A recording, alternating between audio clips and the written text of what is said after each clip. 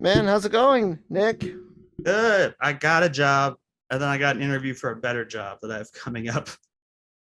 And then what? What if you got an interview for an even better job? I mean, the other one is way better. What are you offering? But what if, Nick? No, I'm just trying to do a what if, a lame ass what if joke, Nick. Roll the intro, Nick. Welcome to LRM presents Marvel Genreverse. I guess presents Marvel Multiverse Mayhem on this beautiful Thursday, even though there was no Thor in the episode. There wasn't, not yet. Next episode likely. Spoiler alert, I guess. Right. Yeah, man. Guys, the show's brought to you by the people over at Grow Generation, where the pros go to grow. Yes, this is the and Nick and Kyle. Yeah, and we're Nick and Kyle. This is the Genreverse Podcast Network brought from LRM Online.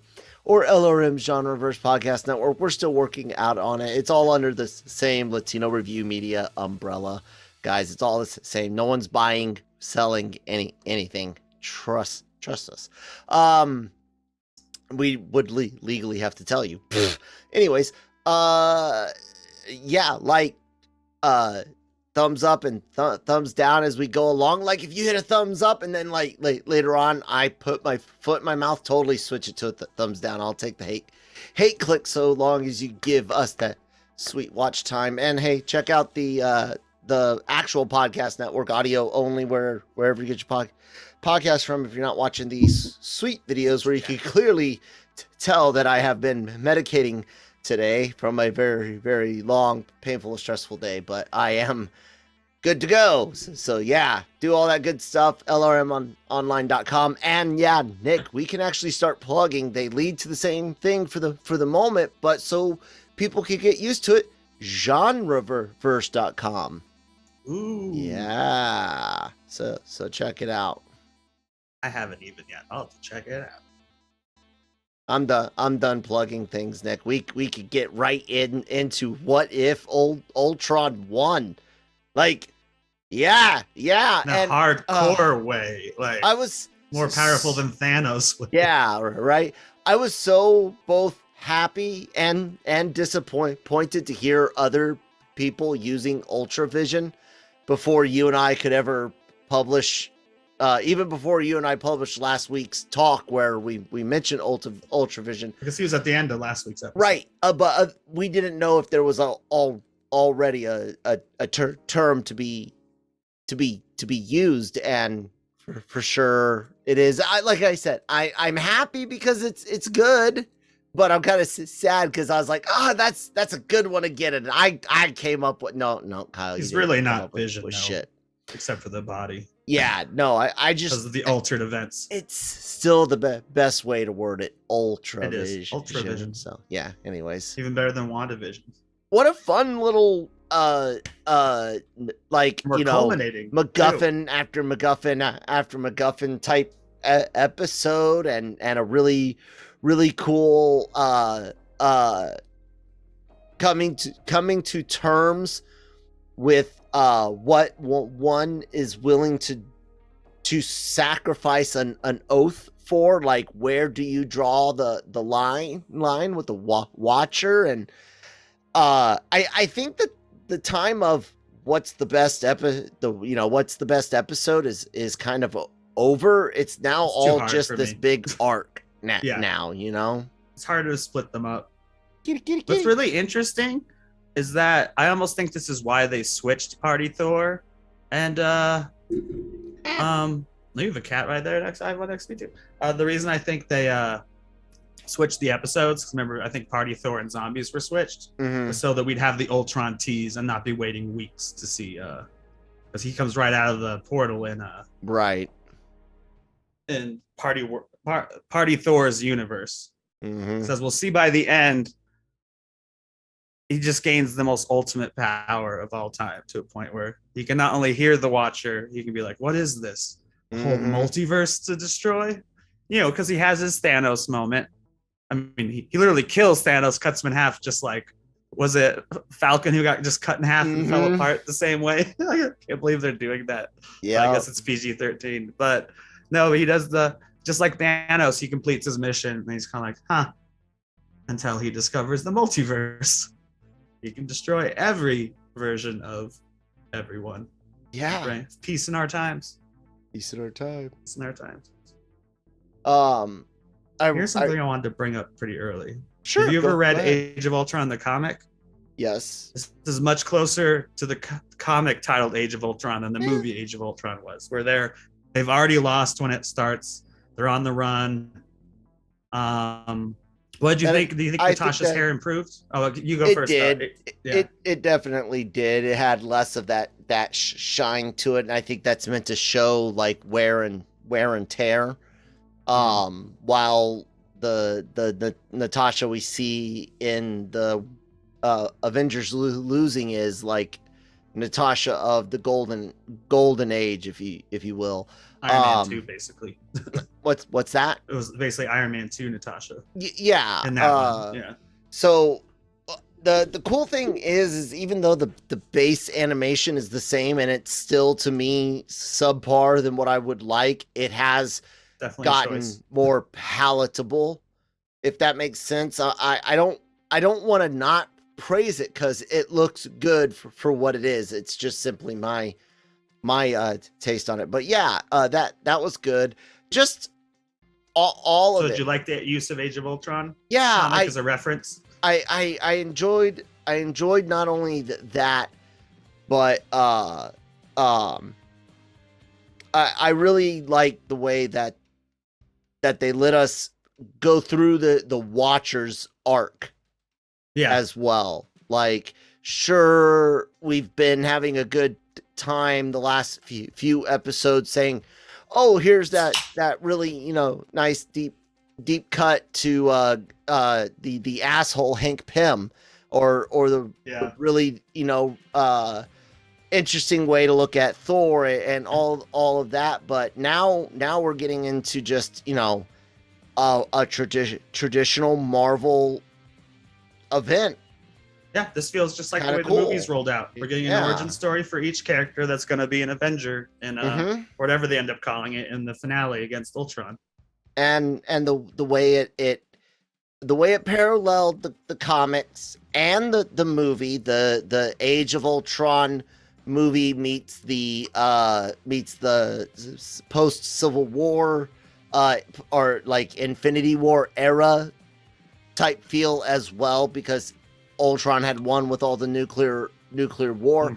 Like all of that overlaid with the Watchers arc, because really that's what we've been watching since Strange talked to him, is the Watcher being willing to turn a blind eye to this, that, and the other, while eventually, dude, shit's gonna get bad enough, you know? So, is this the fourth time, including zombie Tony Stark, that we've seen Tony Stark die, I believe? I think. Assassinated, zombie, killed by Killmonger, and then killed by Ultron. Yeah, it's 4 times. Yeah. And even when he kills all the Avengers, it has really cool imagery that relates back to Age of Ultron, including the shield broken in almost the same way, the Hulk on his side, the hammer just laying there. It's Ultron. Ultron fun. Ain't worthy. It's Vision that's worthy. Plus, Ultron don't need that shit. Like we were discussing, like Thanos appears out of a portal just like he does on Titan, and then he immediately gets sliced in half with the Mind Stone. Like, and using nanotechnology, shocking. Then he just cuts the fingers off, uses nanotechnology to bring them onto himself, and he already has the Mind Stone. Yep. Here's a question I have though: Why did he decide to make a cape if he's not? If the only reason Vision had a cape was he was impersonating Thor, who's like basically one of his parents. I don't not a big know. Deal. I think it's just relatable imagery to tie a little bit more the Vision, because he's usually in that helmet. Yeah. What I really want to know about is where the hell did you guys decide to get that Galactus imagery where he Right. grows big and you can Eating see the whole horn. universe. It's not even like eating a planet. But it's specifically the angle is Maybe think of Galactus just immediately. Exactly. You know that there's more to the helmet, so I'm not saying that it's a Galactus. No, it's the Ultron, but the way it's cut, the way it's framed, it looks more like a Galactus helmet. And you're just like, yeah, you guys are fucking with us, damn it, Marvel. I'm sure we'll get a cool Galactus at some point. I mean, that's probably what the Eternals will lead to. I hope so. Because isn't just Galactus? No, isn't Galactus one of the same species? No, maybe he's not the same species as what are the giant robot? They're not really even robots. The ones that like the Celestials. They're in the trailer. Are they just called Celestials? I think Galactus is he a Celestial or is he like an Elder? Because some people, the uninitiated, watch the Eternals trailer, and people who thought they knew comics but aren't super into it were like, "That's Galactus" in the trailer. It's like, no, it's not. It's just one of the Celestials. There's a lot of them. Is he a Celestial origin? Another long line of super villains. An explorer comes before. Basically has to live through a repeat universe type deal. It looks like. So no, he's not a Celestial per se. He's something different. Powerful. Yeah. He's got Silver Surfer serving him. I assume is how we'll start off. Yeah. Just like the comics and the Fantastic Four movie. Mm-hmm. But yeah. Oh my God. So much in this episode.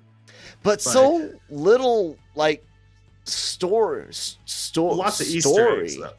Yeah, I mean, like he destroys all the locations we basically know in the galaxy, including blowing up Ego, who doesn't look happy. Like the expression on like the clouds' faces. Yeah. And he literally destroys all life. Nova Prime gets smited quite nicely, and You mean Xandar? Xandar, sorry. Nova Prime's the person. We see the Guardians of the Galaxy on that one planet where they're stealing batteries. Well, not supposed to be stealing batteries, but they get wiped out. It's happening during the time of that fight. Is when Ultron. And it's all just Ultron like going to complete his mission of creating ultimate peace, which is the end of all life. And then he's like, well, shit, what do I do now? Peace. I'm the last person in the universe. And you're like, no, duh. But then he's like, wait, he can sense the Watcher. And it's like, well, why could he sense the Watcher? Would have Thanos been able to sense the Watcher? Like, I have questions. I really think Marvel. I really think that Ultron mastered the stones even like, well, Thanos set out to get the stones for one reason. He wanted to do you can do anything with the stones, but he wanted one thing. Yeah. Wipe out half the universe. He could have wished for anything and snapped. Yeah. And this guy doesn't even need to snap because it's all built into him electronically. I don't know. I think it seems he becomes more powerful as he destroys planets. I think what you're getting at is right. He's able to kind of think it through more, And maybe it's part of him being a giant program. Like, I was actually surprised that he had to learn about other planets before going to conquer them. I'm like, wouldn't he have learned that when he was in the system, like the internet? Like, we know of other, like, this is after Avengers. They know there are other planets and aliens. But they don't know all it's not like Captain Marvel came with I said Marvel. Yeah, no, I know. I was trying to help you finish. Thanks.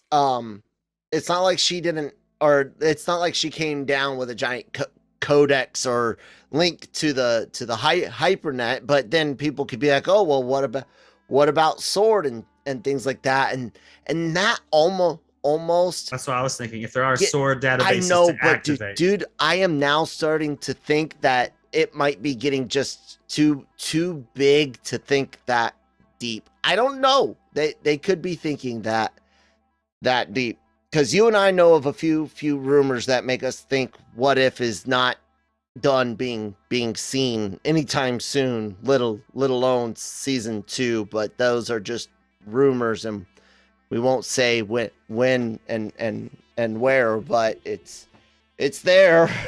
And what we're saying, right, is that they might bleed into live action.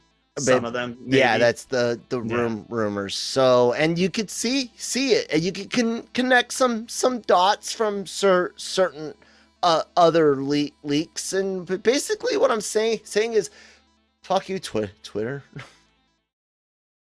I have been avoiding the Venom post-credit scene all week. It keeps popping up, and I'm like, "Fuck you, Twitter," and I move on. I haven't seen it yet. I just don't know how it fits, but I guess we'll find out. Yeah, we'll be covering that on an extra podcast next week, right? Ooh, yes. Either Let There Be Carnage, our favorite franchise. Yeah, we'll either record Sunday or Monday and release either Monday or Tuesday, but it'll be a Marvel Multiverse Mayhem. Because we expect the last What If to be a big. I mean, even if it's the same, I almost expect it to be longer. It feels like it has to fit in a lot. And even if it isn't, like that's going to be the one they'll have the most to talk about. Like, that's looking like this is all phase 1, and that's the Avengers. Multiverse phase 1 and Avengers multiverse. What do we have after we're done with what if before Hawkeye? Nothing. But before that and before Spider-Man. I think my camera. We have Eternals, Hawkeye around the same time, and then Spider-Man. Are you gonna? So remember, we're gonna have to watch the other Spider-Man movies so we can. There we go. Learn more about at least the villains. I'm not rewatching one again. I watched it once back when we were gonna. It sucks so bad. No, it does. It's one of the best superhero movies. You don't have to rewatch it again as long as you can still talk about it. Oh, I still have my notes. Oh, good. Well, that's what we'll probably do next. But back to the show. Yeah. Oh, actually. A word from our sponsor? A word from our sponsor, since we were going to get sidetracked anyways. Take it away, guys. Grow Generation, where the pros go to grow. The Grow Generation commercial team is armed with industry-leading professional consultants. Grow Generation's team will help you fully manage any size or scale project. They offer turnkey facility designs, cultivation room design, and on-site project consultation. Go to www.growgeneration.com, where the pros go to grow. Thank you guys so much for sponsoring the episode. Yeah, man. Look, to kind of get to where we were gonna kind of spin off to, the ending of this is a big deal because the Watcher gets his ass handed to him by Ultron, and then each time they punch in that one scene is what I remember. It changes the universe. Yeah, remember how I pitched that for Spider-Man originally, where I'm like it'd be fun if he was like punching a supervillain, suddenly he flashed into like the train scene in Spider-Man 2. He's beating up on Doc Ock. He throws a punch and it throws him into another universe, and he's fighting the lizard. This was just like that. You just got to see like basically every punch was a different multiverse. It just threw them through the multiverse. It was cool. It was fun, and then to see the Watcher go Super Saiyan, power up, and gets his armor on and stuff, and does stops playing around and starts defending himself. The fight ends real quick, and you're like, yeah, and then Ultron comes out of nowhere, and it takes a little bit more, and that's when the Watcher's like scared, you know. And we hadn't even talked about him just destroying Captain Marvel. Oh yeah. I mean, when that scene started, I was like, Thanos with the Infinity Stones could destroy Captain Marvel. The only reason she ripped him apart almost, just like Wanda.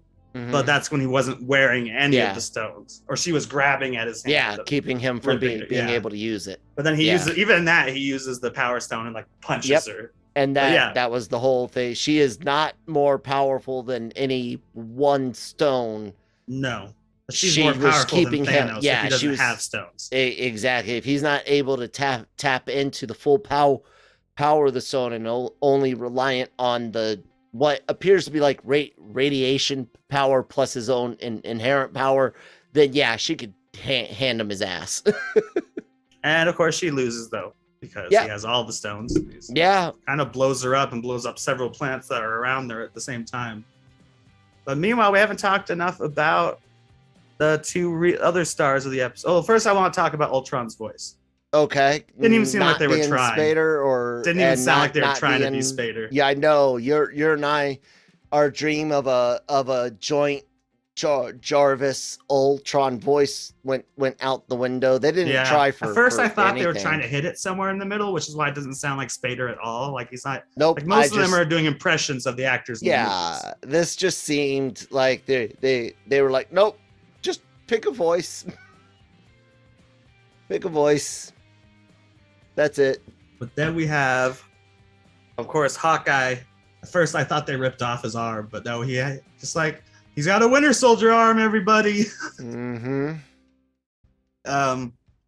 Yeah, he does. Renner does a good job, as he's already He's one of the done. few voice actors in this one, except for like Toby Jones as Zola. Yeah, to actually return. Like this episode is almost entirely different actors. Yeah, Black Widow's the same as before. Jake Bell, Lake Bell, who's fantastic. Lake Bell, she's great. Yeah, she's also she does Poison Ivy, and she does a great job as the voice of Widow. Absolutely. And Jeremy Renner was himself. Toby Jones might be the only other actor who was himself besides Jeffrey Wright, who's always the Watcher. Yeah. There really just what wasn't a whole lot of real big speaking roles anyways, and you really didn't need one. Like I said, Zola probably spoke the most. Yeah, they're pretty much this was really the Watcher's story. Mm-hmm. The Watcher's arc. He talked probably more than anyone else. Yeah, and everything else we were watching was to see how far the Watcher's willing to watch. It kind of makes me angry because we're about to go through this storyline again in the Eternals in a way, right? Yeah, like, same rules. Yeah, that's what I'm expecting. Especially the line in the trailer. It's like, why didn't you guys do anything when Thanos came to Earth? It's like that's the ultimate. I guess they could use the same excuse that Captain Marvel used for never being called to Earth since the 90s, where it's like, look, other planets have well, they're on planet, but the same idea where it's like, look, we rely unless you guys fail, we know you have the Avengers. Mm-hmm. It's like we don't need to step out of the darkness until shit gets real. Yeah, that's like that kind of mentality is why I think that did my cat leave? I don't remember. Seeing my cat make you think of it. Yeah, there's his butt. She's in the corner. There's his tailless butt.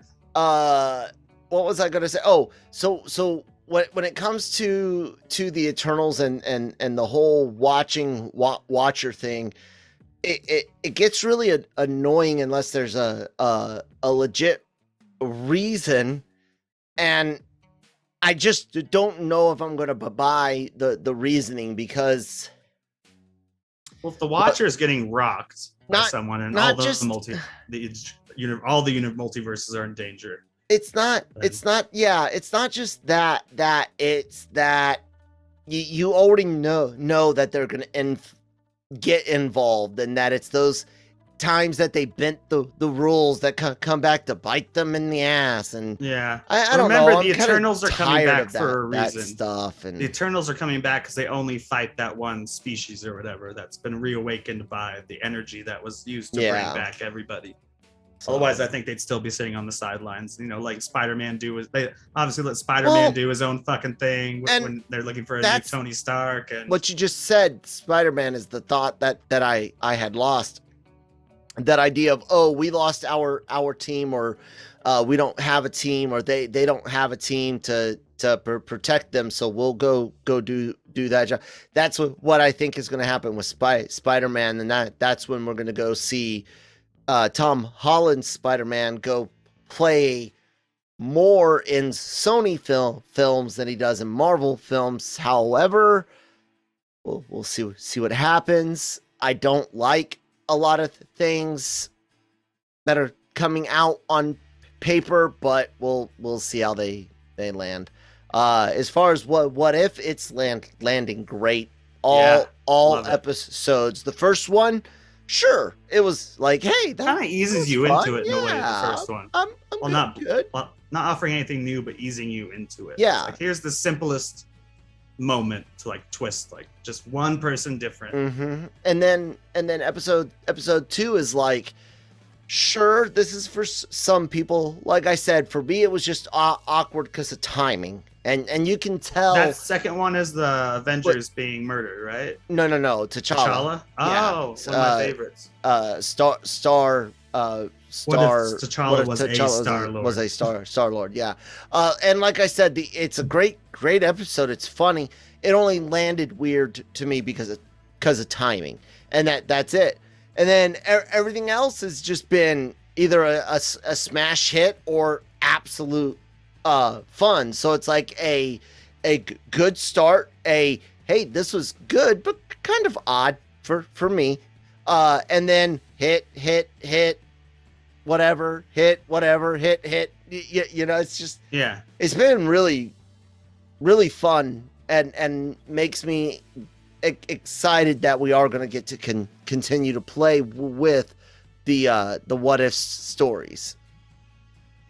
How'd you like that Winter Guardian Red Guardian shield? Yeah, that was so cool. Black Widow getting the Red and Guardian keeping it, shield. Which she'll definitely have when she's on the new Avengers or whatever they're the Multiversal Avengers, if you will. And then the big reveal at the end. Help me, Doctor Strange Kenobi. You're my only hope.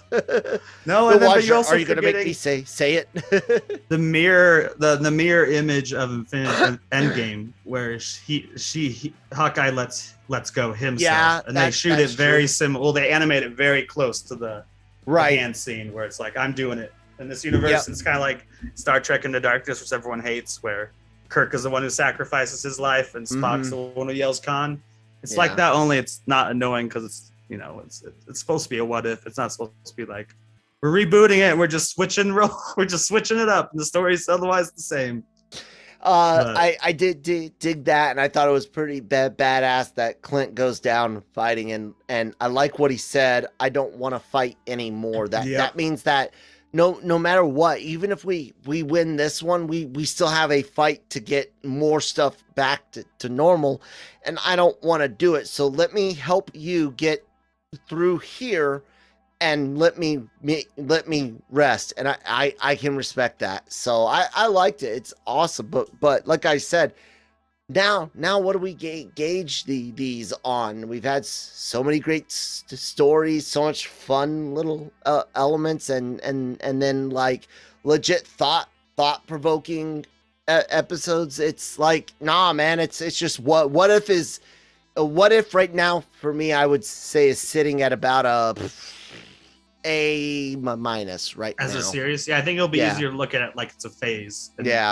like grading all of it since we've seen next week's than it is to like rank them at this point. It's getting difficult. Kind of just, of course, they go all different ways. You know, comedy, horror. It's not as serial killer as we thought. We have to kind of grade it like we do a Loki series or the WandaVision series, where you grade the whole series together as one.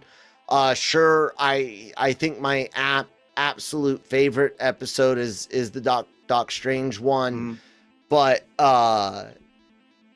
maybe zombies, just because I was gonna say I really love zombies as a standalone. I love I just love zombies as a creature. So we'll see. Me too, but it's a good episode. Maybe the finale will just be this mind-blowing fangasm. Hopefully. Yeah. And then of course Zola was great. Yep. And he starts with the same speech because it's a different. Apparently he downloaded himself and also in Siberia, which was smart. Oh yeah.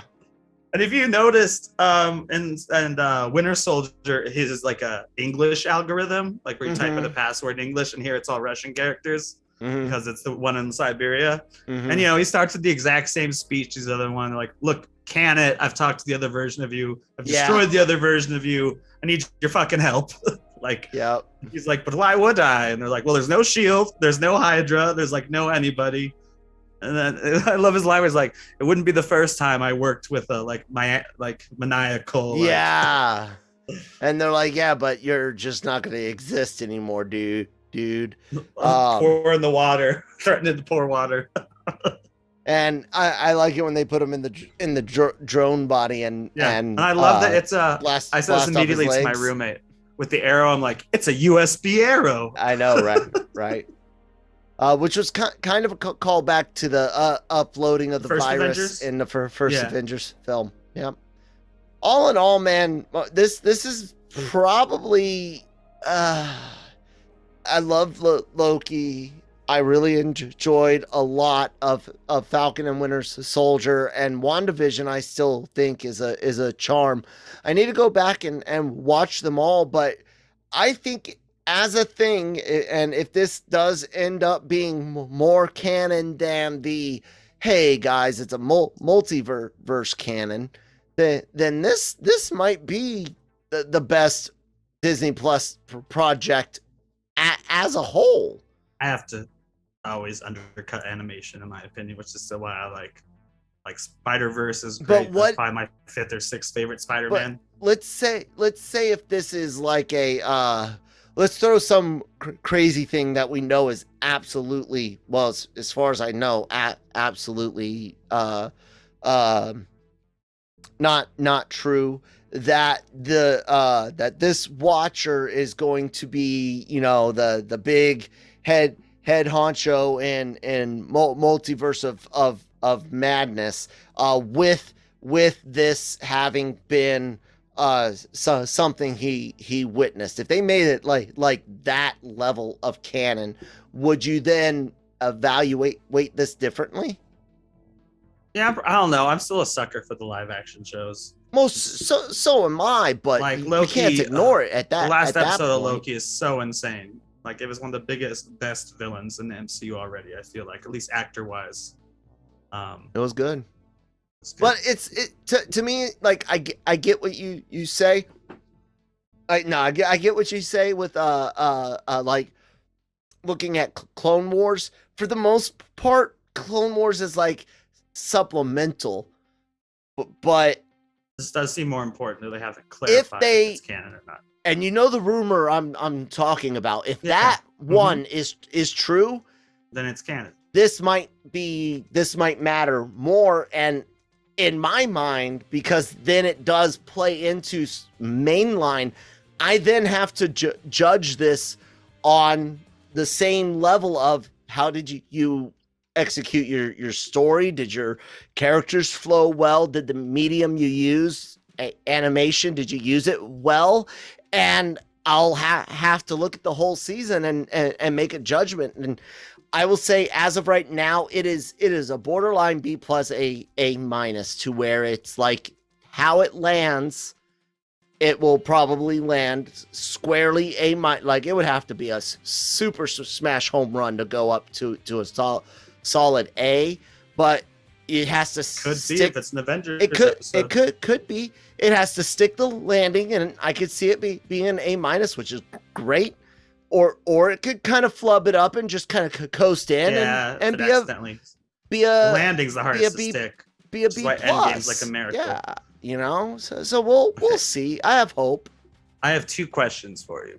Well, what's that? Do you think the Watcher went to Doctor Strange because the Watcher will not be involved in gathering other people, which is why we've seen clips of like him standing with Party Thor and him standing with Captain Carter? Do you think he's not even going to talk to the rest of them? He's just like, hey, Doctor Strange, here's how I have traveled between multiverses. Grab this person, grab this person, grab this person. Otherwise, all your multiverses are dead. Here's my guess. The Watcher is going to be as limited in his influence as possible. He's going to say, look, Strange. Have Strange do it. Whether it's because if I do too much, it'll alert, even bigger, more powerful beings. Could be a possible reason not to get super involved, or it'll be one of those they'll trust you type things. But I do believe you're right. He's going to use Strange to, or no, because Watcher can already travel universes. I think that's what it is. It's either I need to hide my amount of interference, or it's a they'll trust you type deal. What do you think?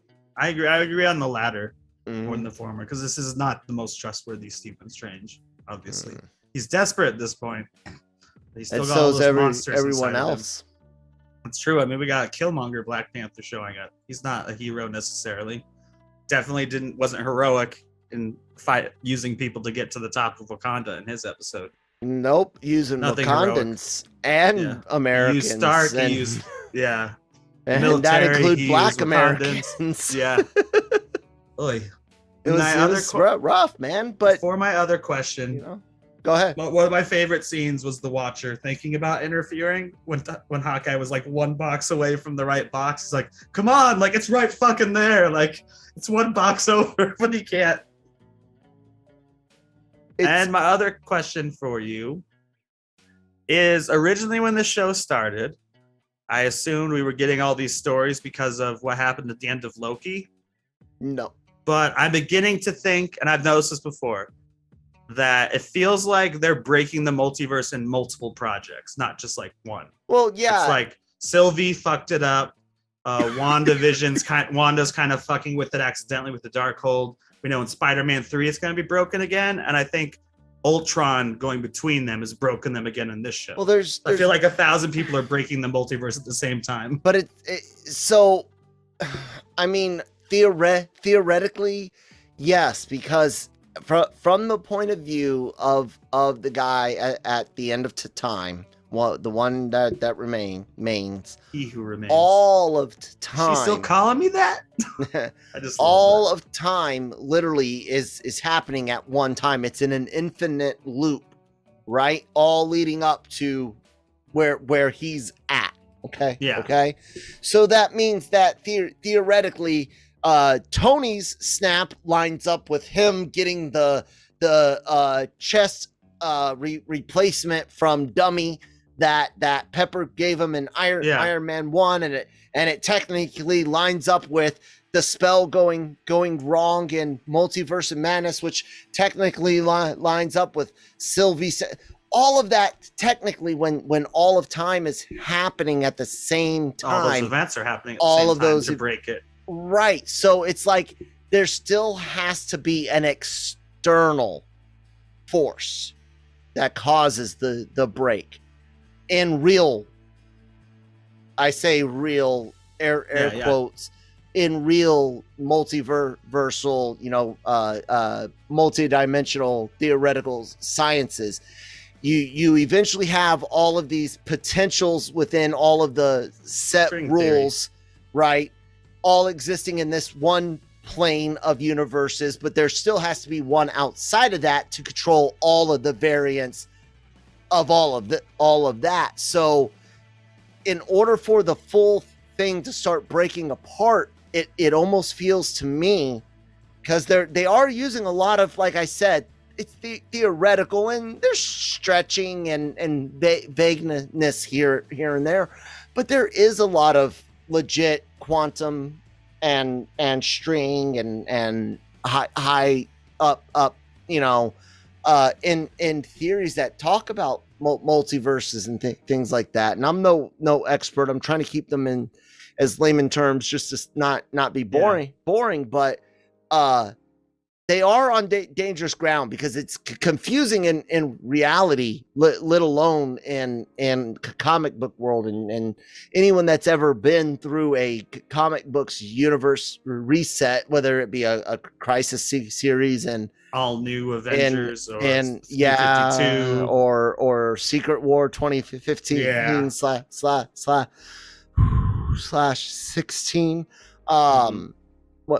regardless of what it is, if you've ever experienced that, you know how messy it can get. So for me, man, look, I love this. I'm taking everything a project at a time. I'm not gonna lie, I know so much from so many leaks. I've mostly avoided myself. You probably know more leaks than I, but I know a few of those. I'll just put it this way. Even if half the stuff I've heard is true, just half, and this goes from Venom through Multiverse of Madness. So we're talking Venom, Eternals, a couple of the shows, Spider-Man, and getting into Multiverse of Madness. Even if half of it is true, asked myself this: you're drawing from movies that I don't like. Like, even if I like a character or an actor, even if it's nostalgic, you know, so Spider-Man from Raimi, for example, or no, but even like rumors about certain X-Men. Everyone wants Hugh Jackman coming back, and that, ladies and gentlemen, is not a leak or rumor that I have heard. So, but there are other X-Men rumors, and it's like, I don't like these all movies. New X-Men. Give us the MCU X-Men. That's what I'm saying. That's don't what that's what I want. And so it's like, I didn't like these movies, or they didn't age well, and I don't like them anymore. So you're bringing them back. How am I supposed to get into the idea of watching something I really don't want to watch? So, like, even if you do it really, really well, it's already an uphill battle, no matter how much I don't want it to be. Like, I don't want to have a negative feeling. But if someone was like, oh my goodness, I heard that what's her name that played Rogue is going to get a chance and come back. Fuck no. No. I don't want her. I don't want her to come back, because there's all that baggage. Think about it. If you admit that the Fox universes existed, think about the characters that have been reused. Yeah, think about the Fantastic Four. All of the baggage. They definitely won't use any Fantastic Four baggage. I think they're going to go all new with me. I think they'll do entirely new cast, which is kind of what they teased in WandaVision, where they're like, hey, we brought an old cast person back. Oh, wait, he's Ralph Boner. He's not an X-Men. I think that's kind of a sign that it's like, we don't want to reuse last characters unless we use them as a different somebody else. We'll see.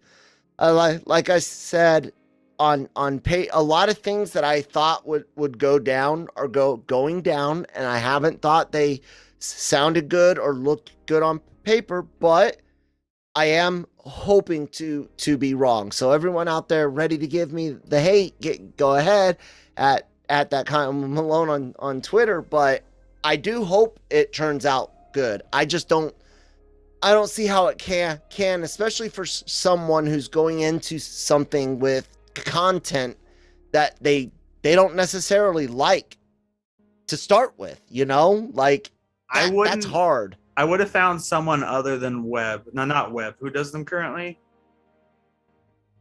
Webb did amazing Spider-Man. What's his name?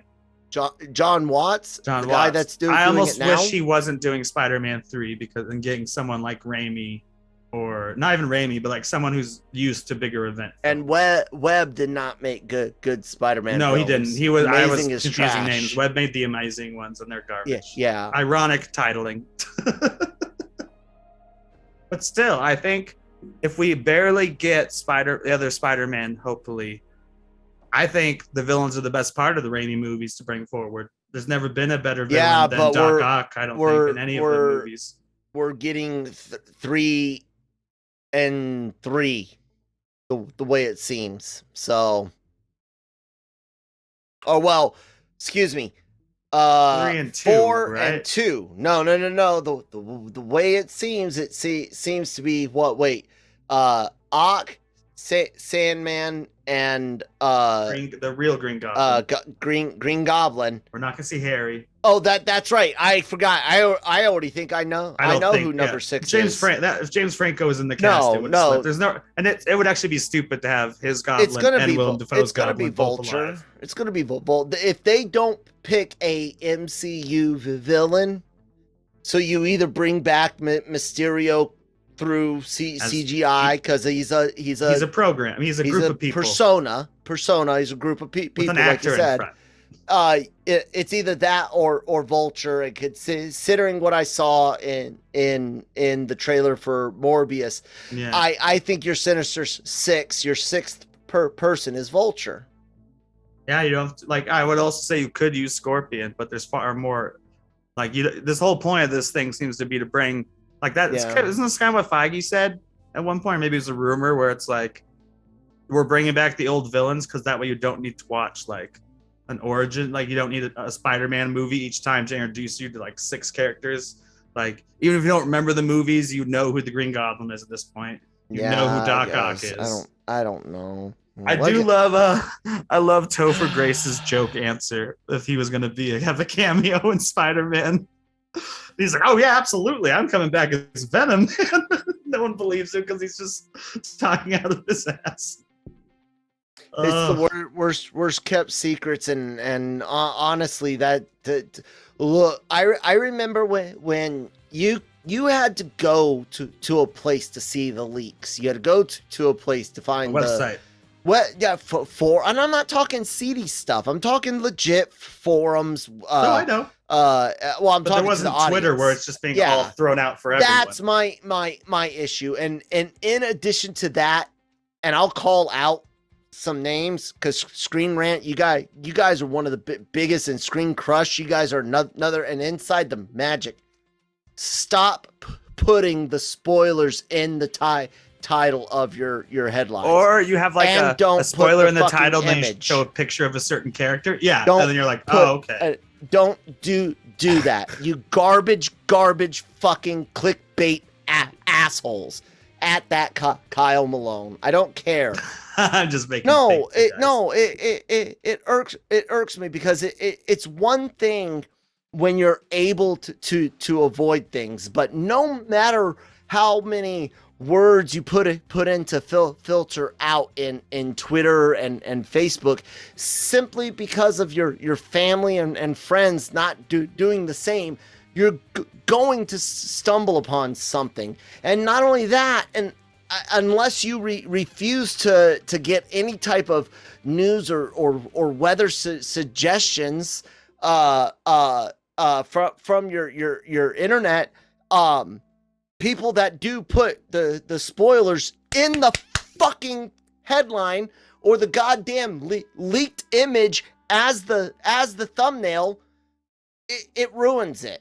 It ruins it. And I don't know whoever is getting off on that level of trolling, but you need some serious, like, I'm into some fucked up shit. Like, I play Grand Theft Auto and like run over people and laugh, but that's digital people, whatever. You know, I'm not legitimately ruining, like, guys, there's an amount of joy to being surprised. And sure, I'm in a business where I understand there's certain things that I'm not going to get surprised on, but there's a lot of shit that you all ruin for me. And I'm not talking fans, although fans are garbage when they share it on Twitter. Even if you do that, like, but I'm talking spoilers below ... and you're scrolling through and you still see an image. I do not get online on Twitter until I've seen a Marvel episode. To me, even if it's What If, I won't get on until after I've seen it. To me, it's the trashy outlets and the clickbaiters. And again, it's not the whole thing. It's literally that.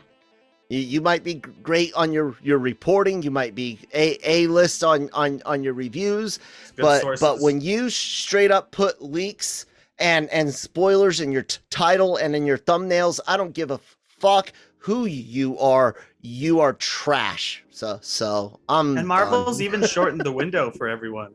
Yeah. When it was Friday episodes, well, even now, when they were Friday episodes, they'd have posters up for the characters that just appeared on Monday. Just look at all of the leaks from Eternals.